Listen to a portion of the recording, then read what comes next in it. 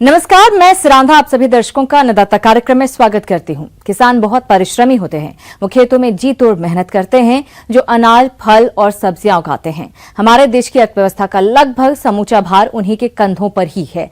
ऐसे ही भारतीय किसानों को खेती बाड़ी से जुड़ी हुई बहुत सी नई, रोचक और लाभकारी जानकारियां देने के लिए हर रोज सुबह हम आपके साथ आते हैं। तो चलिए कार्यक्रम शुरू करने से पहले देखते हैं क्या है आज के अन्नदाता में।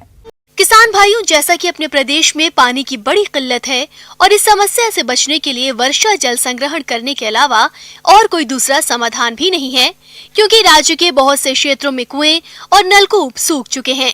यदि आप इस वर्षा जल द्वारा कुओं, नलकूपों और तालाबों का पुनर्भरण करते हैं, तो इन सूखे हुए कुओं और नलकूपों का पुनर्भरण करके पानी की समस्या को दूर कर सकते हैं।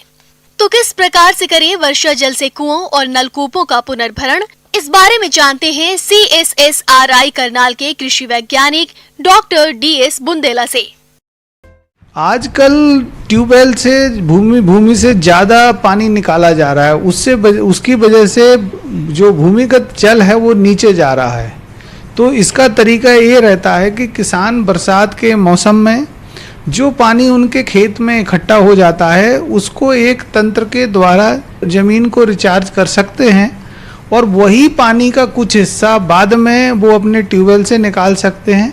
तो जो उससे दो फायदे होंगे, एक तो आपकी जो फसल है वो डूबने से बच जाएगी, जो मानसून का पानी इकट्ठा हो जाता है। दूसरा, आपका जो भूजल है, यदि वहाँ क्वांटिटी कम है तो उसकी क्वांटिटी बढ़ जाएगी। यदि उसमें लवण है या क्षारी है तो उसकी मात्रा कम हो जाएगी, तो उससे वो पानी अपना उपयोग में ला सकते हैं। और जो रिचार्ज किया हुआ पानी है वो लगभग 30 से 40% वो पानी रिकवर करके उससे सिंचाई कर सकते हैं। आज की दुनिया में पानी का उपयोग घर, कृषि और व्यापार के क्षेत्र में अत्यधिक होने लगा है, जिससे जितना जल भूमि से निकाला जा रहा है उसका पुनर्भरण नहीं हो पा रहा, जिससे पानी की समस्या बढ़ती ही जा रही है। और इस समस्या का सबसे अच्छा समाधान है वर्षा जल संग्रहण और समुचित मात्रा में उपयोग। रिचार्ज करने के दो ही तरीके हैं इसमें।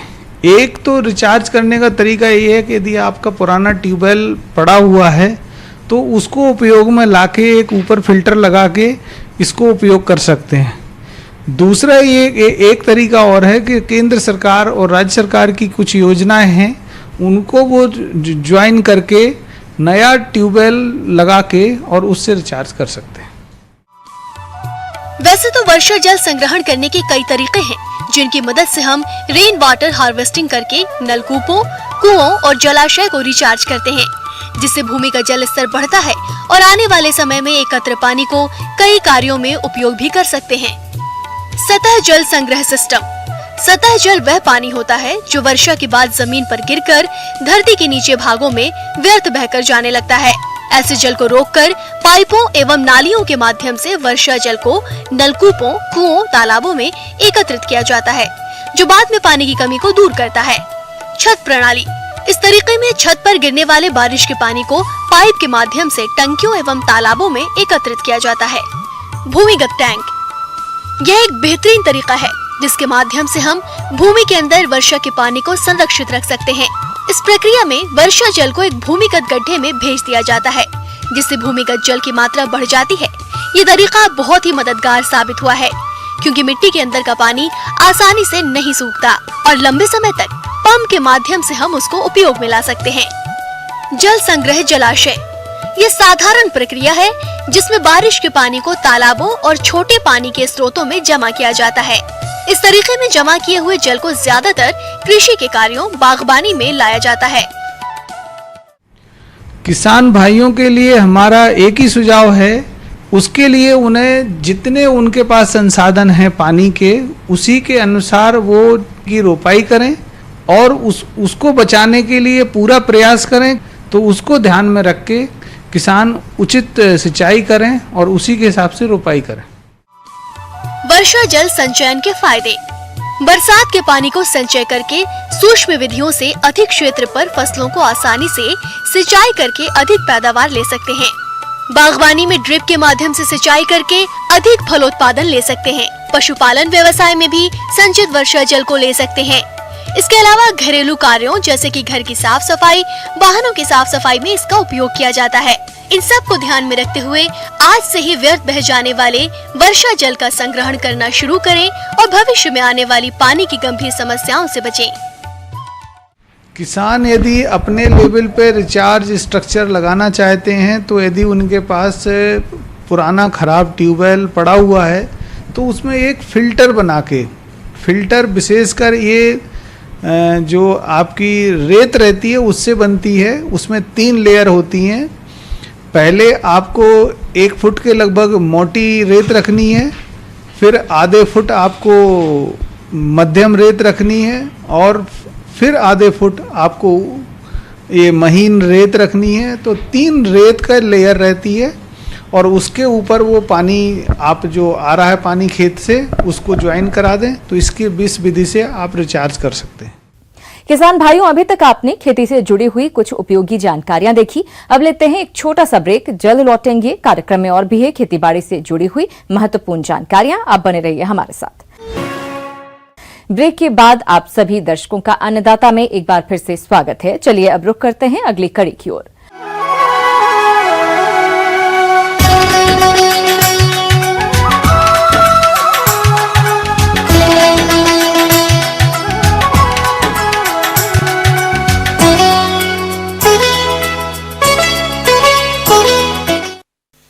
अदरक की खेती प्रदेश के बहुत से किसान करते हैं। अभी इसकी फसल बुआई के समय अनुसार बढ़वार की अलग अलग अवस्थाओं पर है। इस समय खेत में जल भराव, खरपतवारों की अधिकता और हानिकारक रोग अदरक की फसल की बढ़वार को बाधित करते हैं। इसलिए इस समय फसल में कुछ जरूरी प्रबंधों को करने की जरूरत है, जिनके बारे में बता रहे हैं कृषि वैज्ञानिक डॉक्टर रोहित मौर्य।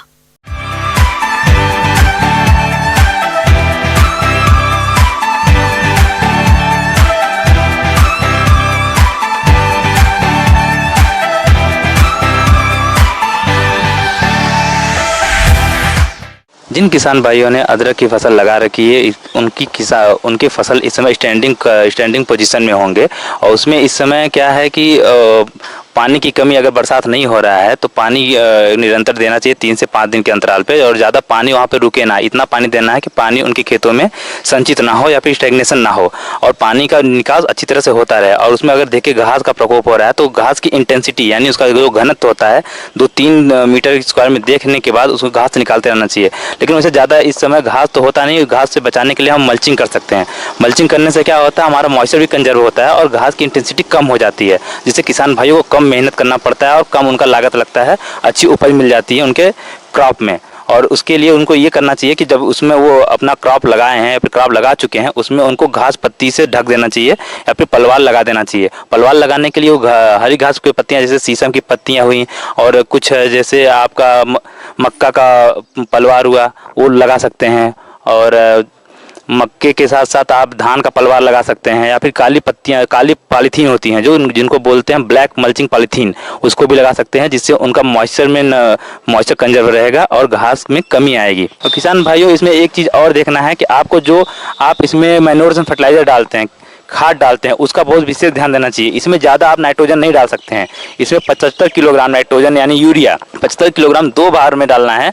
आपको पहली बार जब डालना है तो 30 से 35 दिनों बाद डालना है। जब आप पहली बार निराई गुड़ाई करते हैं उसको डालने के बाद उसको मिट्टी चढ़ा देते हैं और दूसरी बार जब डालते हैं तो 60 से 65 दिनों बाद दूसरी बार यूरिया डालते हैं। और जो बची हुई आपकी फास्फोरस और पोटास है वो 50-50 किलोग्राम फास्फोरस 50 किलोग्राम पोटास बुआई के समय ही डाल देते हैं। और जब पहली बार यूरिया डालते हैं 30 दिनों बाद और दूसरी बार डालते हैं 60 दिनों बाद। तो 60 दिनों बाद जब डालते हैं तो देखते हैं कि उसमें मिट्टी हटी ना हो प्रकंद से या फिर कंद दिखे ना, बाहर ना दिखे। जब यूरिया डालते हैं उसके बाद उसमें मिट्टी चढ़ा देते हैं ताकि उसका अच्छे से ग्रोथ हो, बढ़वार हो। किसान भाइयों, अदरक की फसल में लगने वाला प्रमुख रोग है कंद गलन रोग। ये रोग अदरक के कंदों को सबसे ज्यादा हानि पहुंचाता है। अदरक के कंद पर हल्के भूरे काले रंग के धब्बे बन जाते हैं। ये रोग अधिक जल जमाव वाले क्षेत्रों में सबसे ज्यादा होता है, जिस कारण प्रकंद सूख जाते हैं और कंद को दबाने से कंद आसानी से दब जाता है। और इसके साथ साथ जब उनका क्रॉप जिसे बढ़ता जाता है तो उसमें ये ध्यान देना चाहिए कि उसमें देखेंगे कि रोग लगता है। तो इस समय जुलाई से लेकर अक्टूबर तक उसमें रोग लगता है और जिसको जो पत्तियों पर धब्बा के रूप में लग जाता है उसको पड़ धब्बा रोग बोलते हैं, लीफ ब्लॉच। लीफ ब्लॉच में क्या होता है कि जो पत्तियां होती हैं उस पर धब्बे पड़ने लगते हैं, छोटे छोटे धब्बे बनते हैं, वो फिर धीरे धीरे वो भूरे रंग के होते जाते हैं, सफ़ेद से भूरा होता जाता है। जब वो भूरा होता है तो धीरे धीरे पूरे पत्ती पे फैल जाता है। जब पत्तियों पे फैलता है तो पत्तियां सूखने लगती हैं, पीली पड़ जाती हैं।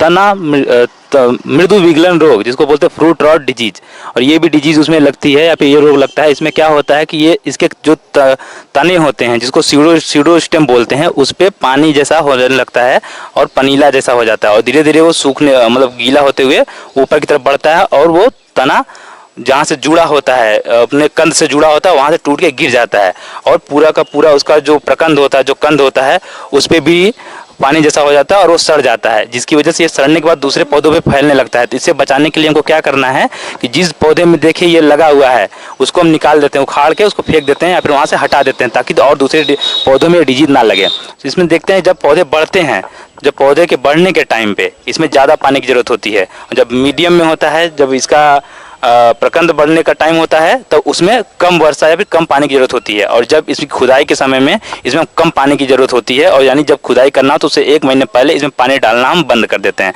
ताकि उसका अच्छे से फैलाव हो सके और अच्छे से इसकी खुदाई की जा सके। जब खुदाई करना हो तो उसके 2-3 दिन पहले या फिर 1 हफ्ता पहले आप पानी डाल के छोड़ दें, और जब फिर खुदाई करना हो तो 1 हफ्ते बाद उसकी खुदाई कर लें।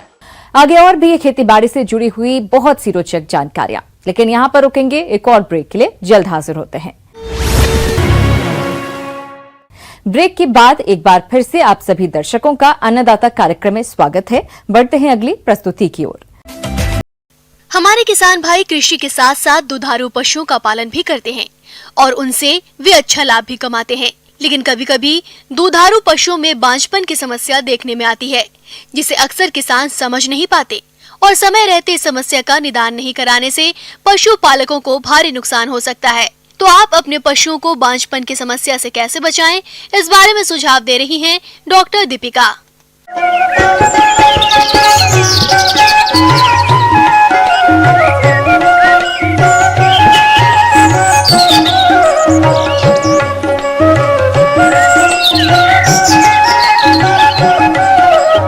और जैसा कि किसान भाई बहनों आप सब जानते हैं कि गाय और भैंस जो कि किसान भाइयों के लिए एक काफ़ी अच्छा सोर्स ऑफ इनकम के तौर पे माना जाता है, उसी की कीमत आजकल जो है लाखों में होती है, और जिनको हमें बचाना, जिनको हमें अच्छे से पाल के रखना बहुत आवश्यकता की बात है।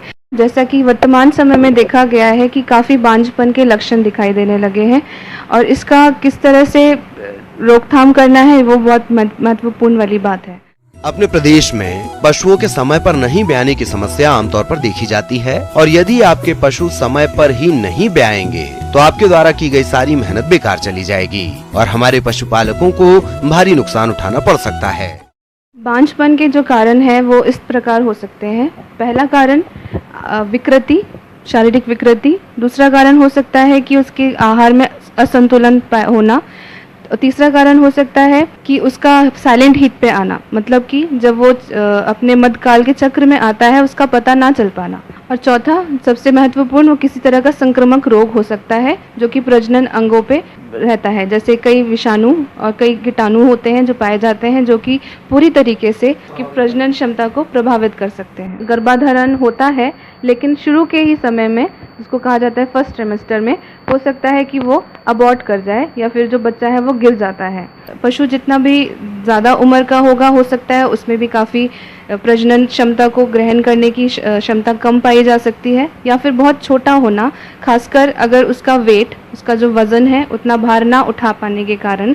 दूसरा कारण जो असंतुलित आहार है, साथ साथ इसमें जितने भी खनिज और लवण हैं उनकी कमी हो जाने के कारण ये सारी दोष जो है वो आपको देखने मिल सकते हैं। जो कैल्शियम है उसका कमी होने के कारण काफ़ी सारे रोग जो कि प्रजनन क्षमता से रिलेटेड हैं, जो कि उससे जुड़े हुए हैं, जैसे कि गर्भाशय का बाहर आ जाना, रिपीट ब्रीडिंग, गर्मी में बार बार आ जाना, कंसीव ना करने के कारण, ये भी आप इसमें देख सकते हैं। पशुपालक भाइयों, यदि आप अपने पशुओं का सही समय पर गर्भाधान करवाते हैं तो न केवल पशुओं के देखभाल के खर्चे से बच सकते हैं बल्कि इनसे अच्छी आय भी ले सकते हैं। जो गर्भधारण का जो प्रतिशत है उसको बढ़ाने के लिए हम कुछ पशु चिकित्सक हैं उनके पास जाके हम सलाह ले सकते हैं। AI जिसको कि आर्टिफिशियल इंसेमिनेशन कहा जाता है, पशु चिकित्सक जो है वो आर्टिफिशियल इंसेमिनेशन करते हैं, जिसके कारण भी जो गाय या भैंस हो सकती है। अगर वो फिर भी नहीं होती है तो उसकी एग्जामिनेशन करें कि कुछ इन्फेक्शन तो नहीं है उसके गर्भाशय में, उसके प्रजनन अंगों में, या सीमन में कुछ गड़बड़ी या कुछ बीमारी हो, उस चीज़ को देखा जा सकता है।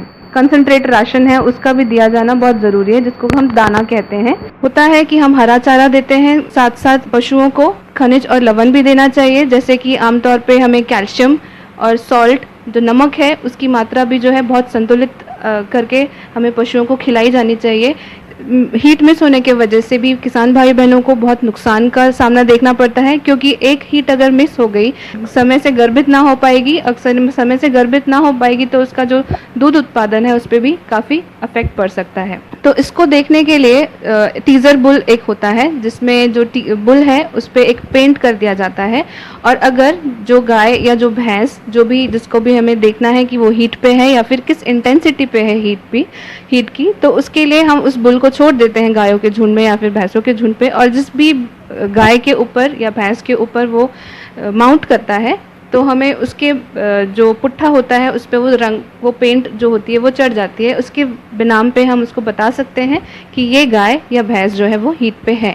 तो किसान भाई बहनों, जो मेरे द्वारा बताई गई छोटी छोटी बातें हैं, इस पे अगर आप ध्यान देंगे तो हो सकता है आपके पशु जो है निरंतर प्रजनन चक्र जो होगा अच्छी तरीके से चलता रहेगा, और साथ साथ बच्चा आपको मिलेगा, और साथ साथ जो दूध का उत्पादन है वो भी आपको निरंतर भरपूरी मात्रा में मिलता रहेगा।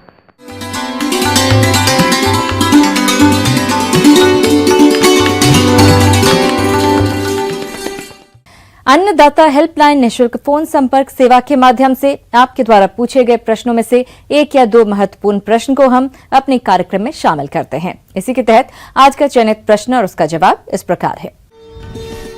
आज की अन्नदाता हेल्पलाइन में हमने जिस प्रश्न को शामिल किया है उसे पूछा है गांव नगारिया, जिला श्री गंगानगर के सूरज सिंह ने।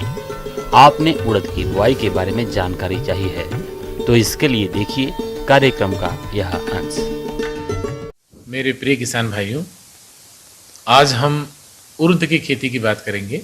चूंकि हम खरीफ के बारे में आज चर्चा कर रहे हैं, तो हम कुछ मुख्य वैरायटीज जो खरीफ के सीजन में उगाई जाती हैं आज उनकी चर्चा कर रहे हैं। सबसे पहली वैरायटी जो हमने अभी तक देखा जिनमें कोई भी येलो मोज़ेक वायरस नहीं आते, उनमें IPU 2-43। दूसरी वैरायटी है जो सबसे बड़ी एरिया में और बहुत पुरानी वैरायटी है T9। तीसरी वैरायटी है LVG20। LVG20 में येलो मोज़ेक वायरस आता है, लेकिन इसकी सबसे बड़ी विशेषता यह है इस वैरायटी का जो दाना होता है चमकदार दाना होता है। चौथी वैरायटी जो मैं आपको बताने जा रहा हूँ, चौथी वैरायटी नई वैरायटी है प्रताप उर्द 1, इंदिरा उर्द प्रथम। ये वैरायटी भी लगभग IPU 2-43 से मिलती जुलती है। तो ये रही कुछ खास वैरायटीज जिनको कि आपको अपने खरीफ सीड प्रोडक्शन में या कल्टीवेशन प्रोग्राम में आपको रखने हैं। आपको सबसे पहले बता दें कि करीब 8 से लेकर के 10 किलो प्रति एकड़ बीज का रिकमेंडेशन हम लोग देते हैं। फसल की अच्छी बढ़वार हो और अधिक पैदावार मिले, इसके लिए संतुलित मात्रा में खाद और उर्वरकों का प्रयोग करना चाहिए। तो इसके लिए किसान कौन सा खाद व उर्वरक लें और इसका इस्तेमाल किस तरीके से करें, वो इस प्रकार से है। खेत की तैयारी के लिए हम यहाँ बताना चाहेंगे कि जब पहली बारिश जब होती है, पूरी पहली जुताई कल्टीवेटर से कराएं। पूरे कोने को ढंग से कल्टीवेटर से जितने बड़े घास है उसको उखाड़ दिया जाए, एक दिन के लिए छोड़ दिया जाए। दूसरे दिन कोशिश करें कि आप एक डिस्क हैरो चलाएं, जिससे लगभग जितने कल्टीवेटर से दाने के बाद जो बीच में जो जगह बचते हैं उनको डिस्क हैरो तोड़ देता है और लगभग मिट्टी भुरभुरी हो जाती है। इसके बाद हम बात कर रहे हैं फर्टिलाइजर मैनेजमेंट पे। तो अब हम आपको किसान भाई हम आपको बताना चाहेंगे कि म्यूरेट ऑफ पोटाश MOP ये कम से कम 20 से लेके 25 kg प्रति एकड़ आपको डालना है। और उसके बाद आपका DAP कम से कम 35 से लेके 40 kg पर एकड़ पड़ेगा। ये जो पोटाश की जो पूरी मात्रा है, पोटाश की पूरी मात्रा को बुआई से पहले आपको मिट्टी में मिला देना है खेत तैयारी के समय में। और दूसरा क्या है कि जो आपके DAP है जिसको मैंने 35 से 40 kg बोला है 10 से 12 किलो बीज में, इसको आप सीड ड्रिल में एक साथ मिला के भी रख सकते हैं, या चाहे तो आप अलग अलग सीड्रिल आते हैं जिनमें फर्टिलाइजर अलग है, बीज अलग है, उस विधि से भी आप इसकी बोनी कर सकते हैं। आज के समय में कोई भी फसल कीट और रोगों के प्रकोप से अछूती नहीं, इसलिए फसल को कीट रोगों से बचाने के लिए सबसे सस्ता और अच्छा उपाय है बीज उपचार। तो किसान अपने स्तर पर किस तरह से करें बीज उपचार, वो इस प्रकार से है। बीज की बुआई की अगर हम बात करें तो सबसे प्रथम जो चीज उभर के सामने आती वो होता है कि बीज को हम उपचारित कैसे करें। तो बीज उपचारित करने के लिए किसान भाइयों मैं आपको बताना चाहूंगा कि कार्बाक्सिन 37.5% और थायरम 37.5% इसका कॉम्बिनेशन बाजार में आता है। इसको आप 2 ग्राम प्रति केजी के हिसाब से, प्रति किलोग्राम के हिसाब से आप इसको प्रयोग कर सकते हैं। चूंकि इसमें सिस्टेमिक और कॉन्टेक्ट, अंतः प्रवाही और स्पर्शजनक दोनों तरह के फफूंदनाशक हैं, इसलिए हम लोग इस फफूंदनाशक को बीज शोधन के लिए, बीज उपचार के लिए हम लोग प्रयोग करते हैं। इंसेक्टिसाइड में सबसे बड़ा जो कंपोनेंट हम लोग किसान को रिकमेंड करते हैं वो होता है थायोमेथाक्साम। ये थायोमेथाक्साम के लिक्विड भी बाजार में आते हैं, तो इसका 2 ml पर केजी के हिसाब से पर्याप्त होता है। तत्पश्चात अपने पास कल्चर का प्रयोग करें आप। कल्चर का प्रयोग आप 5 ग्राम प्रति केजी के हिसाब से करना है राइजोबियम, पीएसबी और सुडोमोनास। राइजोबियम 5 ग्राम इसलिए बोल रहे हैं कि अगर इससे पहले आपने यदि दाल वाली फसल का कल्टीवेशन प्रोग्राम लिया था अपने फील्ड में, तब तो आप 5 ग्राम का प्रयोग करेंगे। लेकिन यदि दाल वाली फसल नहीं लिया है आपने, मतलब दोनों सीजन मिला करके, तो आप 10 ग्राम पर केजी के हिसाब से आपको प्रयोग करना है। तो ये रहा आपका बीज शोधन का कार्य। तो चूंकि हम खरीफ में बुआई करने जा रहे हैं, तो खरीफ में बुआई का जो समय होता है लगभग 20 जून से लेकर के आप 5 से लेकर 8 जुलाई तक इस फसल की बुआई कर सकते हैं। तो पौधे से पौधे के बीच की दूरी कम से कम 5 से लेकर 8 सेंटीमीटर, मैक्सिमम 10 सेंटीमीटर रख सकते हैं। और लाइन से लाइन के बीच की दूरी कम से कम 30 सेंटीमीटर से ज़्यादा ना हो। खरपतवार प्रबंधन की बात करते हैं, नॉर्मल हो चला करके या कुदाली से किसी भी तरीके से खुरपी चला करके वो कचरा प्रबंधन अपना कर सकते हैं, बैठ सकते हैं, पैर रख सकते हैं। तो ये रहा किसान भाइयों उर्द फसल पे समुचित जानकारी। और हम आशा करते हैं कि हमारी बताई गई बातों को यदि आप संज्ञान में लेते हुए ढंग से इसका प्रयोग करेंगे, इसकी तरह बताई गई चीज़ों का प्रयोग करेंगे, तो वो आप भरपूर इस फसल का लाभ अपने कार्यक्रम में ले सकते हैं।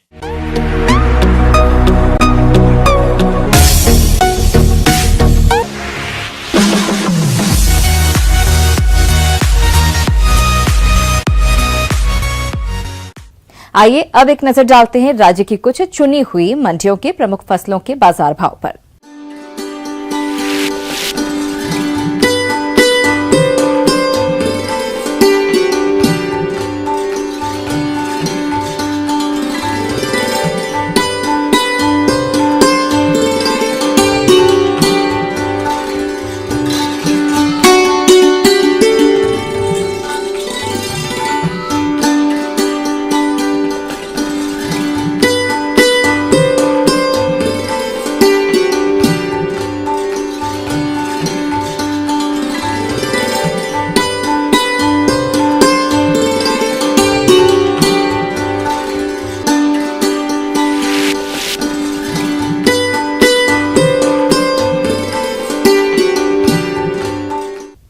किसान भाइयों, अन्नदाता आपकी सेवा के लिए संकल्परत है। कृषि संबंधित समस्या और सुझावों के लिए आप हमें इस पते पर संपर्क कर सकते हैं।